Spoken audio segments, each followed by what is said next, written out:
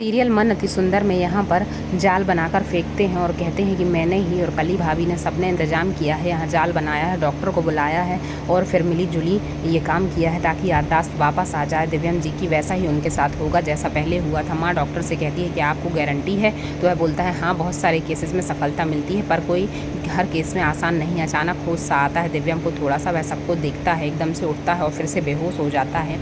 तो माँ जोर से चिल्ला देती हैं और कहती है मेरे मुन्ना को नीचे उतारो, अगर उसे कुछ हुआ तो मैं तुम्हें छोड़ूंगी नहीं। और फिर उसे घर ले आती हैं। जैसे ही घर लाती हैं तब माँ कहती है कि तुम कितनी खराब हो, तुम पत्नी नहीं हो, दुश्मन हो, निकलो घर से बाहर, तुम्हारे कारण ये सब हुआ। वह बोलता है गोलू मैंने भी इसका साथ दिया है। वह उसे बाहर निकालने वाली होती है, घसीट कर ले जाती है। तभी उसी समय भगवान भोलेनाथ की कृपा से दिव्यम को कुछ दिखता सा है और उसे होश आ जाता है। जैसे ही उसे होश आता है वह माँ को बुलाता है अपनी, वह दौड़ कर उसके पास आती है और फिर पानी पिलाती है। भगवान का सब धन्यवाद देते हैं। वह राधिका के पास जाता है और कहता है कि तुमने ऐसा क्यों किया डॉक्टर राधिका। तो सारे लोग सोचते हैं इसे होश नहीं आया। वह बोलती है कि मैं केवल आपको याद दिलाना चाहती थी। वह कहता है कि क्या याद दिलाना चाहती थी आप डॉक्टर राधिका, अच्छे से बताइए। वह बता नहीं पाती क्योंकि उसे समझ नहीं आता कि क्या हुआ। फिर दिव्यम कहता है मुझे सब कुछ याद आ गया है, आप मेरी पत्नी राधिका दिव्यम बंसल हो, दादी ने थोड़ा पहले फ़ोन किया था, मुझे धक्का नीचे काया ने दिया है, मुझे सब याद आ गया है, सॉरी मुझे माफ़ कर दो, तुम मेरी पत्नी हो। मैंने तुम्हें छोटी छोटी सी बातों के लिए बहुत ज़्यादा परेशान किया है। उसे अपनी शादी और सब कुछ याद आ जाता है, सारी बातें,